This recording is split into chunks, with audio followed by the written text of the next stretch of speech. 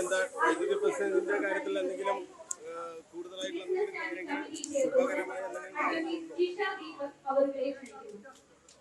അച്ഛല്ല നിങ്ങളെ ആ കാര്യങ്ങൾ അറിയിക്കും, തക്ക സമയത്ത് AICC അറിയിക്കും. തീരുമാനം വന്നാൽ എന്നെയും അറിയിക്കും, നിങ്ങളെ അറിയിക്കും.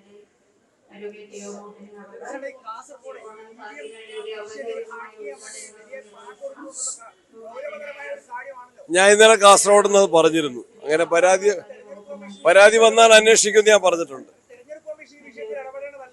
പരാതി വരട്ടെ, നമുക്ക് അതിന്റെ പരാതിയുടെ സ്വഭാവം നോക്കി ആവശ്യമായ അന്വേഷണം നടത്താം. അത് അവര് പരിശോധിക്കേണ്ട വിഷയമാണ്. പാർട്ടിക്ക് എന്തെങ്കിലും പരാതി ഉണ്ടെങ്കിൽ ഞാൻ പരിശോധിക്കുമെന്ന് പറഞ്ഞിട്ടുണ്ട്.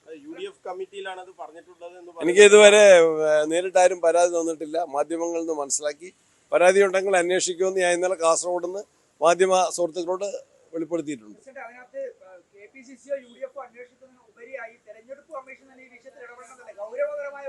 അത് അവർക്കറിയാമല്ലോ, ഞാൻ പ്രത്യേകിച്ച് പറയേണ്ടതില്ലല്ലോ.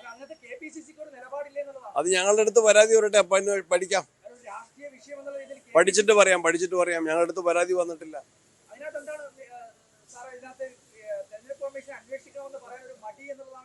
ഇല്ല, ഞാൻ പറഞ്ഞല്ലോ, അവരുടെ മുമ്പിൽ വരുമ്പോൾ അവർ ഉചിതമായ തീരുമാനം എടുക്കട്ടെന്നാ പറഞ്ഞത്. മറ്റൊരു കാര്യം, ഇന്ന് ഈ പിണറായി വിജയന്റെ എക്സാലോജിക്ക് കേസുമായി ബന്ധപ്പെട്ട് പിണറായി വിജയനുമായി ബന്ധപ്പെട്ട സൗഹൃദം അതൊക്കെയാണ് ഈ കരാർ നൽകുന്നതിലേക്ക് നയിച്ചത് എന്ന് അതിന്റെ CMRന്റെ കർത്ത ഇന്ന് വെളിപ്പെടുത്തിയിട്ടുണ്ട്. വെളിപ്പെടുത്തതല്ല, ഒരു മൊഴിയായി പറഞ്ഞിട്ടുണ്ട്. ആ മൊഴി ഇന്ന് പുറത്തു വന്നിട്ടുണ്ട്. അതിനാർക്കാ സംശയമുള്ളത്? അത് കർത്ത പറയണോ? കർത്ത പറയാതെ എല്ലാവർക്കും അറിയാൻ മേലെ. ആ കരാറിന്റെ കാരണം എന്തെന്ന് നമുക്ക് എല്ലാവർക്കും അറിയാം. മുഖ്യമന്ത്രി ആയിട്ടുള്ള പിണറായി വിജയനുമായിട്ടുള്ള വലിയ അടുപ്പമാണ് ആ കരാറിന്റെ അടിസ്ഥാനം. അതൊരു വൺ വേ ട്രാഫിക്കാണ്, പ്രവൃത്തിയൊന്നും ചെയ്തിട്ടില്ല എന്ന് അതിന്റെ അന്വേഷണ ഏജൻസികൾ പറഞ്ഞിട്ടുണ്ട്. അവർക്ക് തന്നെ അങ്ങനെ ഒരു വാദമില്ല. വേറെ ആർക്ക് എന്തെങ്കിലും സേവനം ചെയ്തിട്ടുണ്ടോ? ഒന്നുമില്ല. അപ്പൊ അതൊരു അങ്ങനെയാണെങ്കിൽ അന്വേഷണം പിണറായിലേക്കും അന്വേഷണ ഏജൻസികൾ ഉചിതമായ തീരുമാനം എടുക്കും. അവരെ മൊഴികളുടെയും തെളിവിന്റെയും രേഖകളുടെയും അടിസ്ഥാനത്തിൽ അന്വേഷണം നടക്കട്ടെ, അന്വേഷണം പുരോഗമിക്കട്ടെ.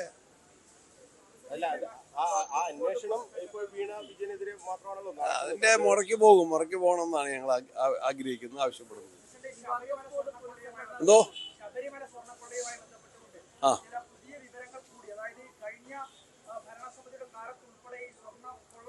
അത് നേരത്തെ തന്നെ ഞങ്ങൾ ആ സംശയം പറഞ്ഞിരുന്നു. ഇതില് നിലവിലുള്ള ആളുകളെ കൂടി ഉൾപ്പെടുത്തണം, ചോദ്യം ചെയ്യണമെന്ന് പറഞ്ഞിരുന്നു. അവരെ ചോദ്യം ചെയ്തു. അന്നത്തെ ഗവൺമെന്റ് അവർക്ക് രാഷ്ട്രീയമായ സുരക്ഷിതത്വം സംരക്ഷണം ഒരുക്കുകയായിരുന്നു. അതുകൊണ്ട് അന്നത്തെ കാലഘട്ടത്തിലെ ആളുകളെ അറസ്റ്റ് ചെയ്തതിന് സാധിച്ചില്ല. ഇന്ന് സ്വതന്ത്രവും നീതിപൂർവ്വ അന്വേഷണത്തിന്റെ ഭാഗമായിട്ട് അവർ കൂടി പ്രതിയേർക്കപ്പെട്ടു. കൂടുതൽ അന്വേഷണം നടക്കണം. എല്ലാ കുറ്റവാളികളെയും നിയമത്തിന് മുമ്പിൽ കൊണ്ടുവരണം.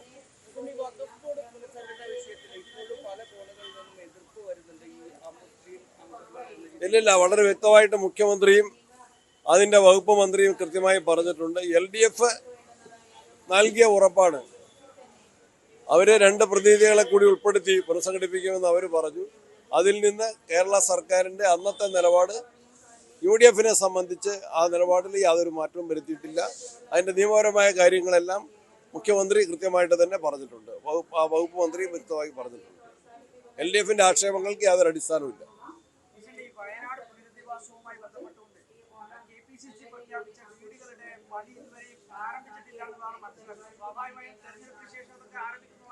ഇല്ലില്ല, പണി ആരംഭിച്ചതാണ് ഞാൻ മനസ്സിലാക്കുന്നത്. അതിന്റെ കരാറ് കാര്യങ്ങളെല്ലാം ഒപ്പിട്ട് കൊടുത്തിട്ടുണ്ട്. പണി ആരംഭിക്കും. അത് വയനാട് DCC-യും സിദ്ദിഖ് MLA-യും അത് നന്നായിട്ട് തന്നെ ആ കാര്യങ്ങൾ ശ്രദ്ധിക്കുന്നുണ്ട്. അത് ഹൈക്കമാൻഡാ തീരുമാനിക്കുന്നത്, ഞാനല്ലോ. ഡൽഹിയിൽ ഇപ്പൊ സമരങ്ങളല്ലേ, ശക്തമായ സമരങ്ങളാണ് നടക്കുന്നത്. ആ സമരങ്ങളുടെ രംഗവേദിയിലാണ് എല്ലാ നേതാക്കന്മാരും. ഇപ്പൊ രാഹുൽ ഗാന്ധി, പ്രിയങ്ക ഗാന്ധി ഇന്നാണ് വന്നിട്ടുള്ളത് വയനാട്ടിലേക്ക് തന്നെ. KC വേണുഗോപാലും അവിടെയാണ്. അതുപോലെ കോൺഗ്രസ് അധ്യക്ഷനും അവിടെയാണ്. അവരെല്ലാം സമയത്ത് ആലോചിച്ച് ഉചിതമായ തീരുമാനം അറിയിക്കും. എന്തോ അതെ, ഞാന് കുറേശ്ശേക്ക് ഓടുന്നുണ്ട്.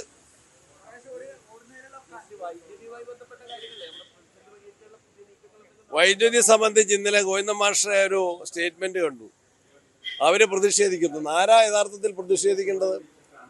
വൈദ്യുതിയുടെ പ്രതിസന്ധിയുടെ കാരണം ഉണ്ടാക്കിയത് അവരാണ്. 2 കാരണങ്ങളുണ്ട്, കൃത്യമായിട്ട് ഞാൻ പറയാൻ ആഗ്രഹിക്കുന്നു. ഒന്ന്, ആര്യാടൻ മുഹമ്മദിന്റെ കാലത്തുണ്ടാക്കിയ ദീർഘകാല കരാർ അത് റദ്ദാക്കുകയാണ് LDF കാലത്ത് ചെയ്തത്. അത് റദ്ദാക്കിയാണ് ചെയ്തത്. അതിന്റെ ഉത്തരവാദികൾ അവരാണ്. 4 രൂപ 29 പൈസയ്ക്ക് കിട്ടുമായിരുന്ന വൈദ്യുതി ഇന്ന് കൂടുതൽ വില കൊടുത്താലും കിട്ടാത്ത സാഹചര്യം ഉണ്ടായിരിക്കുന്നു. പിന്നത്തെ ഒരു കാര്യം, CPM ഉൾപ്പെടെ സമരത്തിന് ആഹ്വാനം ചെയ്യുന്ന ഒരു ഉത്തരം പറയണം. മാർച്ച് ഏപ്രിൽ മാസങ്ങളില് വൈദ്യുതിക്ക് പ്രയാസം നേരിട്ടപ്പോൾ അവര് പൈസ കൊടുത്ത് വാങ്ങുകയല്ല ചെയ്ത്, അവർ കടം വാങ്ങുക ചെയ്ത്. 530 മെഗാവാട്ടാണെന്ന് കേരളത്തിന് കടം വാങ്ങിയത്. ആ 530 മെഗാവാട്ടും ജൂൺ 15 ശേഷം സെപ്റ്റംബർ 15 വരെ ഇപ്പോഴത്തെ കേരള സർക്കാരും വൈദ്യുതി ബോർഡും തിരികെ കൊടുത്തുകൊണ്ടിരിക്കുകയാണ്. അപ്പൊ 530 മെഗാവാട്ട് ഉണ്ടെങ്കിൽ തീരുന്ന വിഷയമുള്ളൂ. 465 മെഗാവാട്ട് ആര്യാടന്റെ കരാർ പ്രകാരം കിട്ടുമായിരുന്നെങ്കിൽ തീരുന്ന വിഷയം ഉണ്ടായിരുന്നുള്ളൂ. പിന്നെ ഒരു കാര്യം, മണിയാർ പദ്ധതി കാർബോറാണ്ടത്തിൽ നിന്ന് 2024 തിരികെ പിടിക്കേണ്ടതാണ്. 26 2 വർഷം കഴിഞ്ഞിട്ടും അത് തിരികെ വാങ്ങാൻ കേരള സർക്കാർ തയ്യാറെടുത്തില്ല എന്ന് മാത്രമല്ല, ആ കമ്പനിക്ക് ഒത്താശ ചെയ്ത് കൂട്ടുനിൽക്കുകയായിരുന്നു. 2 വർഷക്കാലം അതിന്റെ വൈദ്യുതി കേരളത്തിന് കിട്ടിയിട്ടില്ല, ഇപ്പോഴും കിട്ടേണ്ടതാണ്. കണ്ണൂർ ജില്ലയിൽ ലളിതമായൊരു കാര്യം, ബാരാപ്പോള് കഴിഞ്ഞ 1 വർഷത്തിന് അപ്പുറമായി അത് കേടായിട്ട് അതിന്റെ കനാലിൽ ചോർച്ചയുണ്ടായത് അന്നത്തെ മന്ത്രി ഉൾപ്പെടെ ഞാൻ ഉൾപ്പെടെ പോയി കണ്ടതാണ്. മന്ത്രിയോടത് പരിഹരിച്ച് വൈദ്യുതി ഉൽപാദനം നടത്താൻ വേണ്ടി പ്രത്യേകമായിട്ട് ആവശ്യപ്പെട്ടു. അദ്ദേഹം ചെയ്യുമെന്ന് പറഞ്ഞു. 1 വർഷമായിട്ട് അന്നത്തെ ഗവൺമെന്റ് അനങ്ങിയില്ല. ഇപ്പൊ നടപടികളുമായിട്ട് മുന്നോട്ട് പോവുകയാണ്. ഇതൊക്കെയാണ് കാരണങ്ങൾ. ആ കാരണങ്ങളുടെ ഉത്തരവാദി മുൻ ഗവൺമെന്റാണ്. വൈദ്യുതി എന്ന് പറയുന്നിടത്ത് 1-2 ദിവസം കൊണ്ടോ മാസം കൊണ്ടോ ഒരു പുതിയ ഗവൺമെന്റിന് ഒന്നും പ്രത്യേകിച്ച് മാറ്റം വരുത്താൻ പറ്റില്ല. എന്നാൽ പ്രതിസന്ധി മറികടക്കാനുള്ള എല്ലാ പരിശ്രമങ്ങളും വളരെ ആത്മാർത്ഥമായിട്ടും സത്വരമായിട്ടും ചെയ്തുകൊണ്ടിരിക്കുകയാണ്. ഇന്നലെ മിനിഞ്ഞാന്നുമായിട്ട് കേരളത്തിന്റെ വൈദ്യുതി ബോർഡ് ചെയർമാൻ ഡൽഹിയിലെത്തി നാഷണൽ പവർ സെക്രട്ടറിയുമായിട്ടും സംസാരം നടത്തി കേരളത്തിന്റെ ആവശ്യങ്ങൾ ശക്തമായിട്ട് അവതരിപ്പിച്ചിട്ടുണ്ട്. അവരതിന് പരിഹാരം ഉണ്ടാക്കി തരാമെന്ന് പറയുന്നുണ്ട്. നമ്മളുടേതായ ഉൽപാദനം വർദ്ധിപ്പിക്കാനും അതുപോലെ തന്നെ നമ്മൾ സോളാർ ഉൽപ്പാദിപ്പിക്കുമ്പോൾ അത് രാത്രിയിലേക്ക് കൂടി സ്റ്റോർ ചെയ്ത് ബാറ്ററി സ്റ്റോറേജ് സംവിധാനം അത് വേഗത്തിൽ നടപ്പിലാക്കാനുമുള്ള നടപടികളുമായിട്ട് മുന്നോട്ട് പോകുന്നു. ഇപ്പൊ പ്രതിസന്ധിയില്ല. ഇന്നലെയും അങ്ങനെ പവർ കട്ടോ അല്ലെങ്കിൽ അത്തരത്തിലുള്ള നിയന്ത്രണം പോലും ഉണ്ടായിരുന്നില്ല.